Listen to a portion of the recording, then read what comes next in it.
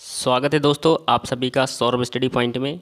तो आइए देखते हैं जो सीटेट की दोस्तों आज थर्ड क्लास है उसमें आप लोगों को कुछ इंपॉर्टेंट हम आपको देने वाले हैं जो एग्ज़ाम के लिए बेहद इंपॉर्टेंट रहेगा। तो आइए बात कर लेते हैं जो विगत वर्षों के प्रश्न हैं इसमें से इंपॉर्टेंट प्रश्न कौन कौन से हैं, किस तरह से आप लोग इनको पढ़ेंगे और किस तरह से आपको उनको समझना है। तो आइए शुरू करते हैं कि मीरा और दिव्या छोटी लड़कियां हैं। मीरा समोसे, कटलेट और डबल रोटी खाना पसंद करती हैं, जबकि दिव्या जो है दोस्तों वो जिसमें लौह तत्व की कमी है वो भोजन खाना पसंद करती है।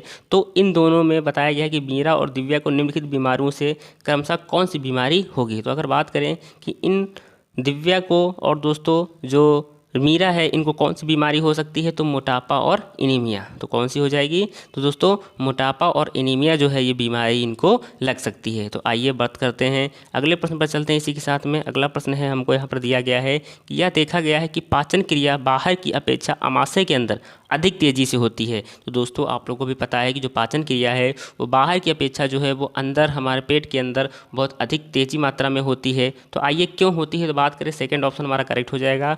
आमाशय के अंदर भोजन का मंथन होता रहता है जिससे उसकी सतह का जो क्षेत्रफल होता है वो बढ़ जाता है और एंजाइम की क्रिया तेज हो जाती है। और एंजाइम की क्रिया कैसी हो जाती है, तेज हो जाती है। तो दूसरा ऑप्शन हमारा राइट हो जाएगा। तो आइए बढ़ चलते हैं दोस्तों अगले प्रश्न पर। अगला प्रश्न है कि विटामिन ऐसे पदार्थ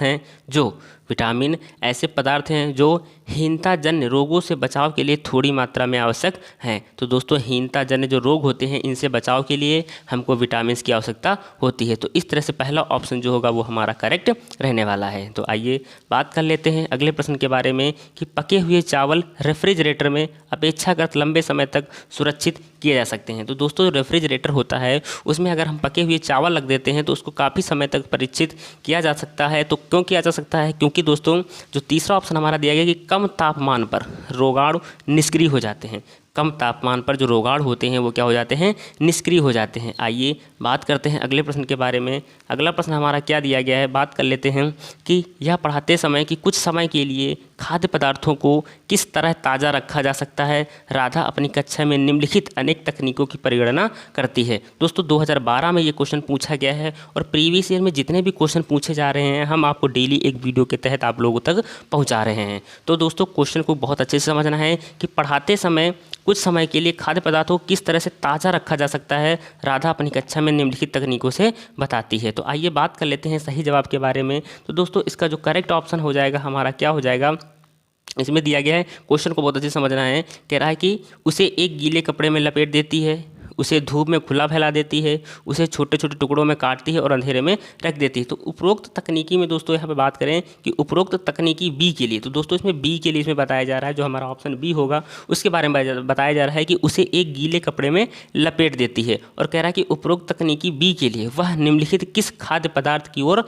संकेत कर रही है। तो वह किस खाद्य पदार्थ की ओर संकेत कर रही है, तो इसका जो हमारा करेक्ट ऑप्शन हो जाएगा वो क्या हो जाएगा दोस्तों, आप लोग हमें कमेंट बॉक्स में कमेंट करके बताइए। तो इस क्वेश्चन को दोस्तों आप लोग को जवाब देना है कि इसमें हमारा जो राइट ऑप्शन होगा वो क्या हो जाएगा और क्वेश्चन के बारे में क्या कहा जा रहा है, आप लोग हमें कमेंट बॉक्स में कमेंट करके बता सकते हैं। तो आइए देखते हैं अगले प्रश्न पर क्या है दोस्तों। अगले प्रश्न के बारे में बात करते हैं कि निम्नलिखित में से रोगों का वह समूह चुनिए जो मच्छरों से फैलता है। निम्नलिखित में से रोगों का वह समूह हमको चुनना है जो मच्छरों के द्वारा फैलता है। तो बात करें सही जवाब के बारे में तो पहला ऑप्शन राइट हो जाएगा, डेंगू, मलेरिया, चिकनगुनिया। ये जो है दोस्तों ये मच्छरों के समूह के द्वारा फैलता है। आइए बात करते हैं अगले प्रश्न पर चलते हैं। अगला प्रश्न दिया गया है कि रजत ने अपने मित्र से कहा, मैं नहीं खेल सकता क्योंकि मुझे बुखार है, मैं कपकपी बुखार, सिर दर्द और अंत में पसीना आने के चक्र से गुजरता हूँ। रक्त की जांच के बाद डॉक्टर ने मुझे एक कड़वी दवाई दी है, रजत किस रोग से पीड़ित हो सकता है। तो दोस्तों क्वेश्चन को हमको पढ़ना है कि जो रजत के बारे में बताया जा रहा है तो वो बताना है कि किस बीमारी से ग्रसित है। तो बात करें सही जवाब के बारे में तो वो मलेरिया से ग्रसित है। किससे ग्रसित है, मलेरिया से ग्रसित है। तो पहला ऑप्शन जो होगा वो हमारा करेक्ट हो जाएगा। आइए बात कर लेते हैं अगले प्रश्न पर चलते हैं कि निम्नलिखित में समूहों में से उस समूह को चुनिए जिसमें खाना पकाने के तरीके दिए गए हैं। तो दोस्तों उस समूह को बताना है चार ऑप्शन में से जो खाना पकाने का एक तरीका दिया गया है तो वो कैसे पकाया जाता है। तो बात करें सही जवाब के बारे में पहला ऑप्शन राइट हो जाएगा, उबाल कर, गूंथ कर, भून कर। तो तीन ऑप्शन जो होंगे दोस्तों ये हमारे पहला ऑप्शन जो होगा वो करेक्ट हो जाएगा। आइए बात कर लेते हैं अगले प्रश्न के बारे में कि कोई डॉक्टर एक मरीज को खाने के लिए कुछ दवाइयाँ लिखता है और साथ ही गुड़, आंवला और हरे पत्तेदार सब्जियाँ अवश्य खाने का सुझाव देती है, तो यह मरीज किस रोग से पीड़ित होना चाहिए। तो अगर बात कर लेते हैं अगले प्रश्न के बारे में कि वो जो मरीज है वो किस रोग से पीड़ित होगा, तो इसका जो राइट ऑप्शन हो जाएगा हमारा क्या हो जाएगा दोस्तों, एनीमिया से। किससे? एनीमिया से वो व्यक्ति बीमार है जिसकी वजह से डॉक्टर जो है उसको कुछ दवाइयाँ लिखते हैं और गुड़, आंवला और हरे पत्तेदार सब्जियाँ खाने का सुझाव देते हैं। आइए बात कर लेते हैं अगले प्रश्न पर चलते हैं। इसी के साथ में अगला प्रश्न है यहाँ पर कि एक अध्यापक को कक्षा 4 के विद्यार्थियों को हमारे देश के भोजन की सांस्कृतिक विविधताएं पढ़ानी है। इस विषय को पढ़ाने के लिए सर्वोत्तम विधि निम्नलिखित में से क्या है। तो आइए बात कर लेते हैं कि जो सर्वोत्तम विधि है, जो सबसे अच्छी विधि है वो कौन सी है। तो बात करें सही जवाब के बारे में, इसका राइट ऑप्शन क्या हो जाएगा हमारा दोस्तों। तो बात करें राइट ऑप्शन के बारे में तो इसका जो करेक्ट ऑप्शन हो जाएगा वो चौथा ऑप्शन हो जाएगा। विद्यार्थियों से कहें कि वे अपने परिवार के भोजन के विषय में सूचना एकत्र करें। क्या करें दोस्तों? अपने परिवार के भोजन के विषय में सूचना एकत्र करें। जो ऑप्शन होगा वो हमारा करेक्ट हो जाएगा।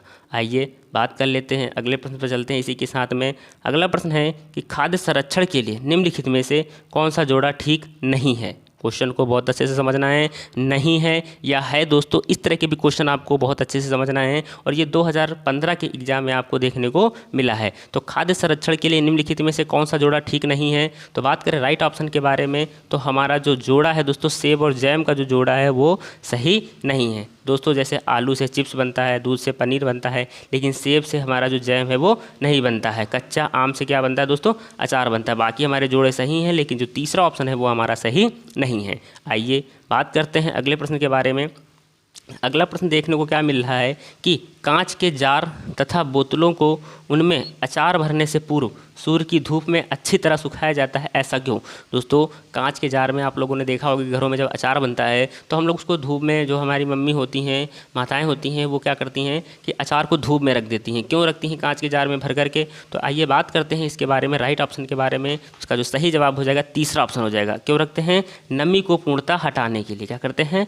नमी को पूर्णतः हटाने के लिए कांच के जार में हम अचार को भर करके धूप में रख देते हैं। आइए बात कर लेते हैं अगले प्रश्न के बारे में कि मानवों के पेट में अमाशय रस की प्रकृति होती है और वह भोजन के पाचन में सहायता करती है। तो किस तरह की होती है? तो आइए बात करें सही जवाब के बारे में। तो अम्लीय होती है। कैसी होती है?